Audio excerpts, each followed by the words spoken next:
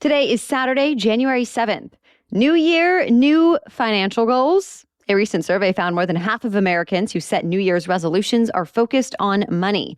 And yes, inflation and the risk of a recession are said to be some of the top motivators. So what does it really take to make a significant shift in your spending, saving, and earning, and ultimately your net worth? Our guest expert today started her money journey with about $15,000 to her name and increased her net worth to $600,000 in less than 5 years. Now talking money is her full-time job. Gatti Tassin is a blogger and the host of the podcast, The Money with Katie Show. Her mission is to help regular people become wealthy. She shares which money mindset finally gave her enough motivation to stick with her new goals, and she offers advice for which areas of life to focus on first when you're ready to make a change, even in an uncertain economy. Welcome to the Newsworthy Special Edition Saturday, when we sit down with a different expert or celebrity every Saturday to talk about something in the news. Don't forget to tune in every Monday through Friday for our regular episodes, where we provide all the day's news in 10 minutes. I'm Erica Mandy. It's now time for today's Special Edition Saturday. Katie, thanks so much for coming on the Newsworthy. Thank you for having me. I'm so happy to be here. Okay, so before we get into all the financial advice, can you first tell listeners a little bit about your personal journey with money so they can feel inspired and know where you're coming from on this? My personal journey, I think, is best summed up by kind of describing it as like a seeing the light moment. My moment was pretty anticlimactic looking back on it. It was really just kind of that one mundane day walking into work where I was like, oh my God, is this the rest of my life? Like, is this the next 40 years? I don't think I can do this every day for the next 40 years. So I kind of did this complete 180 in my financial life where I went from mostly living close to the edge, paycheck to paycheck, not because I wasn't being paid enough, but because I was spending too much and living a little bit beyond my means, or right up to the edge of my means, maybe. And I did this full 180 where I went super deep in the financial independence, retire early movement and learned everything I could from them, because at the time I didn't think I had a prayer of retiring early, but I thought, hey, if these people are retiring in their 30s, they've clearly got something figured out. Like, I'm sure there's something I can learn from them that's going to help me.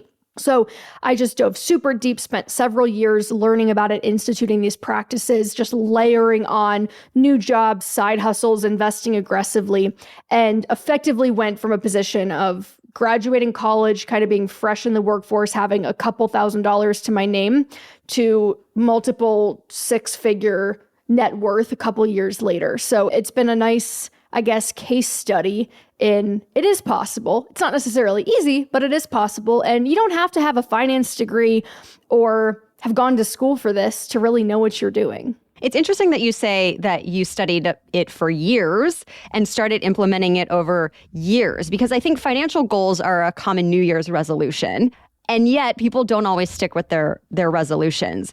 Why do you think that is? And do you think it's because people's expectations is, I can do it in a month and then I'm set for 2023? What's your advice when it comes to having a New Year's resolution that is about money?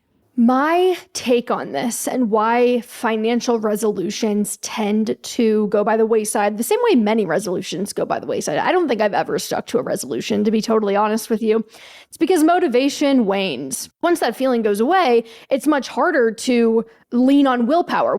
I think for me, the crux of the depth of the financial change that I made was because it was a deep identity shift. It was like, in order for me to make that change, I had to radically revisit how I conceptualized of myself, which went from like, I'm the trendy, fun, hot party girl who is also professionally adept and, does good at work, but always is going to have a new outfit on at the bars every weekend. That was really how I thought of myself. And when I decided that getting my finances in order was something that I was going to prioritize and that I really wanted to change my lifestyle to reflect that, I really started to think of myself differently. And I think when you start with identity, it really morphs everything else around you in the way that something that's kind of insular or self-contained, compartmentalized motivation doesn't tend to do. And maybe that goes for people who say, well, I'm just bad with money and I'll never be good. That's an identity that you've placed on yourself that perhaps can change. Totally. Well, and I think it's funny too, because anytime you unpack those types of beliefs about being bad with money, it often goes back to things like, well, I'm not good at math. It's like, there's not that much math involved in money. I studied communications. I didn't study finance. And frankly, a lot of the people that I do know that studied finance and accounting will listen to the show or will read my work and be like, oh my God, I didn't know. So I think that the way we speak to ourselves, the stories we tell ourselves about what we're good at, what we're bad at, what we're deserving of, has a humongous role, particularly for women, other marginalized groups, in the types of opportunities and knowledge that we even kind of subconsciously allow ourselves to have access to. Because I think if you don't believe that you're capable, it's kind of over before it starts. Changing your identity in some ways feels really big, but do you think... did you just go all out, or do you think small steps helped you stick with it? I mean, what's your advice when it comes to how to get started or how to advance where you are? So I know that when I talk about this, it sounds like it was kind of like I woke up one day and was a completely different person. That's not at all what happened. 2.5 or 3 years were spent making these little changes and making these adjustments. What kind of shifted overnight, quote unquote overnight, was just the outlook of like, okay, I want to buy my own freedom. I'm no longer thinking about money as something that limits me or as something that I need to keep up with the Joneses. I'm now thinking about this as the context of buying my own time and energy back from other people, because right now I'm reliant on other people for money and I don't want to be. So how do I now start to see my life through that lens? That was the thing that kind of shifted quickly. In my mind, in personal finance, there's categories that you have to get right. The first one are the big fixed expenses. So like my rent was not very expensive. Vehicles, sometimes people are driving cars they can't afford. There are these things that they take a little bit more time and effort to change. But when you start to kind of get that bird's eye view, you can see, okay, am I struggling because I have these large structural expenses that are just too high for my income? Like, am I always going to feel strapped because I spend 50% of my take-home pay on rent? Or are my structural expenses kind of actually pretty reasonable, but I don't really know where the rest of it's going? I never have any left over. All right, well, now we probably have like a small habit, death by 1,000 paper cuts thing happening where you're just not realizing how many times you're swiping that card throughout the week. There is a third thing that could be happening. You might just be underpaid.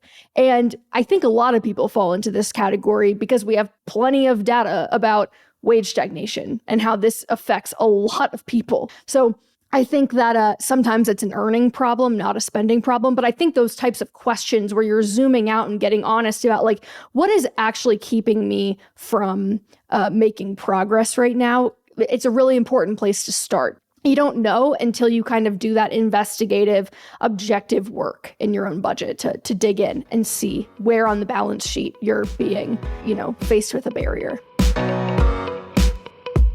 Still ahead, many financial advisors promote investing in the stock market when prices are down. But is it a good idea for everyone? Katie explains all of the factors to consider and why one-size-fits-all advice doesn't work here. But first, let's take a quick break to thank our sponsors. The Newsworthy is brought to you by Rothy's.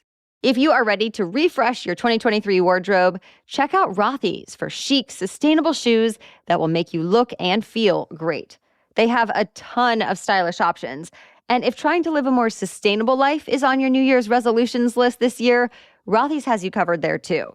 Each style is knit to shape with their sustainable signature thread made from recycled single-use plastic bottles, over 146 million and counting. Not only does that signature thread make them sustainable, it also makes them soft and flexible. So Rothy's shoes feel and look great right out of the box. That's right, 0 break-in period. I'll be honest, comfort is just as important to me as the style when it comes to my shoes. And Rothy's has both. By the way, if you want to make a sustainable swap on handbags, totes, wallets, and more as well, Rothy's has you covered there too. For stylish and comfortable shoes and more, shop Rothy's. Get $20 off your first purchase at rothys.com/newsworthy. That's $20 off your first purchase at rothys.com/newsworthy. And thanks to our other sponsor, Rocket Money. Say goodbye to last year's outdated, disorganized methods of managing your money and say hello to Rocket Money, the better way to upgrade your finances in 2023. Rocket Money, formerly known as Truebill, is a personal finance app that finds and cancels your unwanted subscriptions, monitors your spending, and helps you lower your bills all in one place. When it comes to the subscriptions, well, I've been guilty of forgetting to cancel free trials only to be charged and not even realize it for months. Yep, months go by and I have wasted money. I'm not alone. Rocket Money says over 80% of people have subscriptions that they forget about. Well, Rocket Money makes canceling them as easy as a click of a button. To cancel a subscription for most services, all you have to do is press cancel, and Rocket Money will cancel it for you. No more long holds with customer service or tedious emailing back and forth. So stop throwing your money away. Cancel unwanted subscriptions and manage your expenses the easy way by going to rocketmoney.com/newsworthy. That's rocketmoney.com/newsworthy. rocketmoney.com/newsworthy. Okay, now back to our conversation. It's 2023. Does where the economy stand now impact your advice, and should it impact our behavior? Yes, I do think to some extent it's going to make a difference in how we behave. You can look at the trends over time and see that nothing that's happening right now has, never happened before. The economy works in cycles. This is totally natural, but when you are in that position, when you're in a point in time like this year where you're like, okay, economic outlook, not too good, job market softening, interest rate hikes, who knows what's going to happen with those, it is a time to think about playing more aggressive defense. So to me, defense is having maybe more in cash on hand than you normally would. I think having a thicker emergency fund during periods like this is good, if for nothing else than peace of mind. The other thing that I would think about is decreasing your liabilities. So by that, I mean, are there liabilities in your life that are a strain on your monthly finances that you could consider eliminating or at the very least deferring? So in 2020, I got rid of my car because I was working from home. We are now a one-car family. My husband takes it to work every day. I ride my bike if I need to get somewhere in town, or I Uber.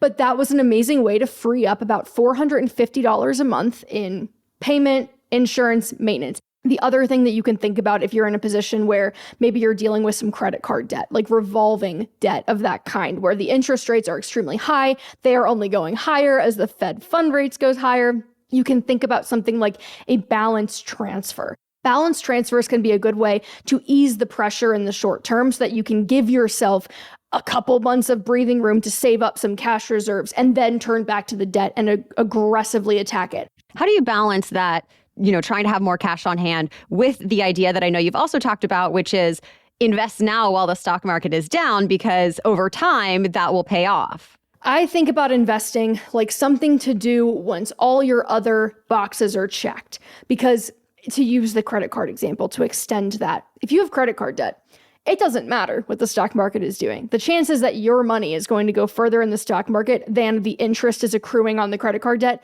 slim to none. If you are in a position where you don't have any high interest debt, you had maybe a 2 or 3 month emergency fund, and you've been investing, I would say think about it from the standpoint of a risk analysis. So if you are single, one source of income, right? Maybe you're a homeowner. All right, well, you've got a pretty high liability literally over your head. If something goes wrong, that's an expensive liability. And you have one source of income, so you have a single point of failure. That type of person may want to consider doubling that emergency fund to 6 months. Now, is it ideal? Maybe not. Maybe we would have liked to have that before a bear market, but it's a risk analysis. So if you're the opposite situation where maybe you're a married couple, you have 2 or 3 jobs between you, you're renters, you have no children, like your liabilities are pretty low and you could kind of weather a storm even if 1 or even 2 of the jobs went away. Maybe you don't need to be doubling up the emergency fund. So I don't think it's like a hard and fast rule, but I do think it's one of those things where we have to constantly be assessing risk versus reward. Yes, the reward of getting invested in the bear market, high. You absolutely want to be doubling down if you can during periods where the market is relatively lower than it was last year, right? But not at the expense of, if you play that scenario out, you lose your job, you have some big blow up, you only have a month or 2 of cash on hand.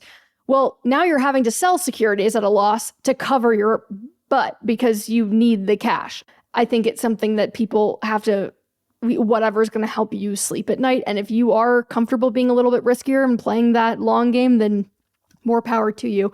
But it is definitely something to consider during periods of like market volatility and when the job market is beginning to look a little bit precarious. What can our listeners do right now or even today to begin 2023 on a better financial footing? My husband and I do this and we turn it into like a fake corporate conference. Like we like make a PowerPoint deck and like wear blazers and we're like, oh, 2023 outlook and forecast. We kind of like turn it into a joke. But in all seriousness, sitting down and getting everything on paper in front of you.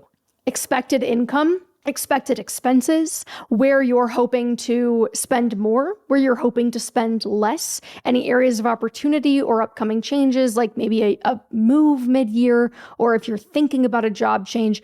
I think people underestimate how valuable it can be to see the entire picture laid out in front of you. You will start to connect the dots on things that are maybe intuitively not as obvious to you, especially if you are someone that has never tracked your spending. I remember pre-financial awakening, every single time I'd get my credit card statement in the mail, I thought I was a fraud victim. I was like, certainly I did not spend this much. And then I'd go by line and I'd be like, oh, I did. I bought all of those things. I don't know when I bought all of those things, but yep, that's true. I did do that. So I think when you start to actually look at these things on paper, that has to be the first step. You have to know if your income is the problem, or if your housing is the problem, or if you're kind of discretionary, whatever, la-di-da, walking down the street, swiping away and forgetting about it is the problem. Like something, if you're not content right now with your financial life, I would put money on the fact that one of those things is causing the pain. But until you get everything on paper in front of you, it's going to be really, really hard to identify what that thing is. And you can't take action until you know. Well, thank you so much to Gatti Tassin. Be sure to follow her on Instagram at Money with Katie and check out her podcast, The Money with Katie Show.